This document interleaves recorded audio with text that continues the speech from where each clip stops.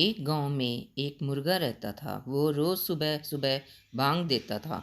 उसके बांग देने से सभी लोग जाग जाते थे। मुर्गे की आवाज़ सुनकर सभी गांव वाले उठकर अपने कामकाज में लग जाते थे। यह देखकर मुर्गे को घमंड हो गया और वह सोचने लगा कि मेरी आवाज़ से सारे गांव वाले जागते हैं। अगर किसी दिन मैं बांग ही ना दूं तो सब सोते रह जाएंगे। वह मुर्गा अपने आप को बड़ा समझने लगा और सभी पक्षियों को छोटा समझने लगा। एक दिन मुर्गे के पास एक कौवा आया और कौवा बोला, अरे मुर्गे भाई, कैसे हो? कैसा चलता है तुम्हारा दिन? पर मुर्गा घमंड के कारण उसकी बात का कोई जवाब नहीं दे रहा था। इसी बात को लेकर कौवे और मुर्गे में बहस हो गई। कौवा बोला, अरे भाई, तुम मेरी बात का जवाब क्यों नहीं दे रहे हो? मुर्गा बोला, मैं तुम जैसे अहरे गारे जानवरों को जवाब नहीं देता, चले जाओ यहाँ से। क्या हुआ मुर्गे भाई, क्या हुआ है तुम्हें? तब मुर्गा बोला, मैं तुम्हारी बात का जवाब क्यों दूं?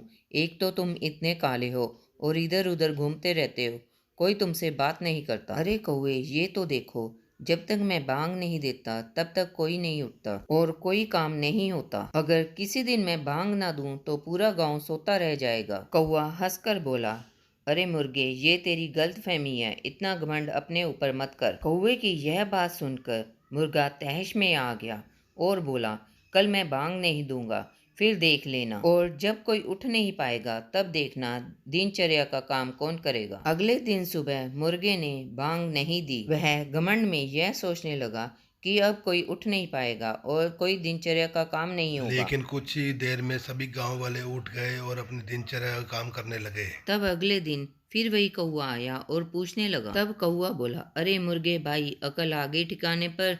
किसी के कारण कोई काम नहीं रुकता, इसलिए घमंड नहीं करना चाहिए। उस दिन मुर्गे ने अपना घमंड छोड़ दिया और अपना कर्तव्य समझकर बांग देने लगा। इस कहानी से हमें यह शिक्षा मिलती है कि हमें कभी घमंड नहीं करना चाहिए, क्योंकि घमंड टूट जाने के बाद घमंडी का सर नीचे झुक जाता है।